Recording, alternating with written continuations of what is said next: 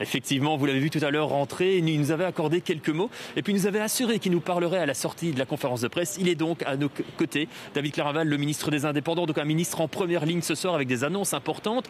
On les a déjà données évidemment il y a quelques minutes d'ici, mais il y a évidemment plusieurs questions qui se posent, notamment pour les coiffeurs. Donc réouverture, on l'a compris, le 13 février, mais avec des conditions très strictes en termes de protocole. Ils vont devoir très clairement tenir compte du CO2 présent, du taux de CO2 présent dans les salons de coiffure, c'est ça? C'est cela, mais permettez-moi d'abord de me dire que je me réjouis vraiment d'avoir pu obtenir aujourd'hui des dates claires et précises pour tous les métiers de contact. Il y a certes les coiffeurs le 13, mais il y a aussi tous les autres. Donc on pense aux esthéticiennes, aux masseurs, également au solarium, à tous ces métiers de contact qui sont encore présents, qui auront une date claire le 1er mars. Donc permettez-moi d'abord de me réjouir de cela, d'avoir pu tenir parole et leur donner une date ferme. Voilà, parlons maintenant alors du coup des protocoles sanitaires. Donc des choses très précises pour les coiffeurs. Ils ne vont pas pouvoir rouvrir n'importe comment. La présence du taux de CO2, il va falloir ventiler la pièce. Il va falloir aussi porter le masque chirurgical. Ça, c'est important. Voilà, il y avait eu beaucoup de craintes de la part des métiers de contact à propos de ces protocoles. Mais donc en synthèse, vous avez les anciens protocoles tels qu'ils avaient été élaborés pour la première vague, auxquels vous ajoutez la ventilation. Alors la ventilation, ça ne veut pas dire qu'il faut travailler portes et fenêtres ouvertes pendant toute la journée. Ça veut dire qu'on a des détecteurs de CO2 qui vont pouvoir alerter quand il y a trop de CO2 dans une pièce et à ce moment-là, on ventile entre deux clients et on permet ainsi de renouveler l'air qui est dans le salon. Et donc ça, c'est une manière de pouvoir ventiler. Il y a d'autres techniques aussi, mais le but est vraiment d'apporter une ventilation supplémentaire. Et alors, il n'y a pas de masque FFP2 obligatoire, il faudra des masques chirurgicaux, mais ça, déjà aujourd'hui, la plupart des coiffeurs et des métiers de contact utilisaient les masques chirurgicaux.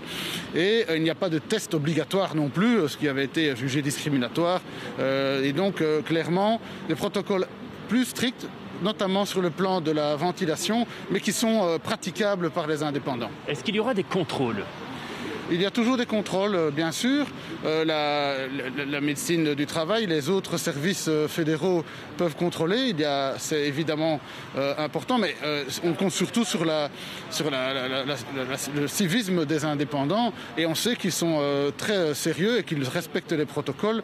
Et donc, évidemment, s'il y avait des infractions, le risque est grand que le salon soit fermé. Donc, je compte quand même sur eux pour qu'ils respectent les protocoles. On entendait votre ouf de soulagement au début, mais il y a quand même clairement des déçus ce soir. Les autres métiers de contact qui vont devoir attendre le 1er mars.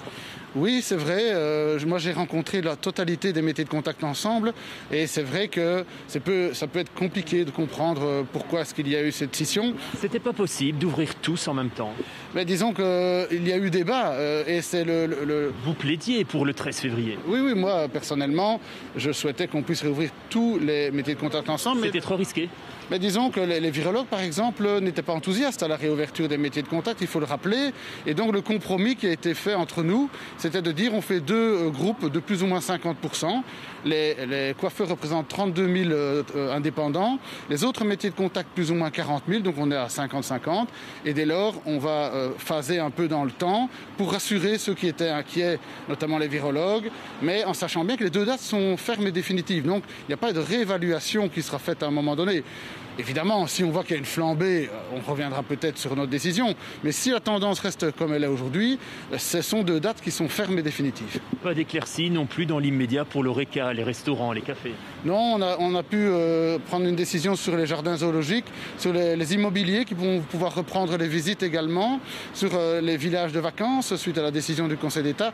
Par contre, l'Horeca, la culture, l'événementiel, auquel on pense, ne croyez pas qu'on ne pense pas à eux, mais là on a demandé au commissaire Corona de venir le 26 février pour donner une feuille de route avec des perspectives pour ces métiers-là, mais aussi pour les relations privées, notamment les bulles individuelles, que l'on pourrait peut-être songer à élargir à un moment donné.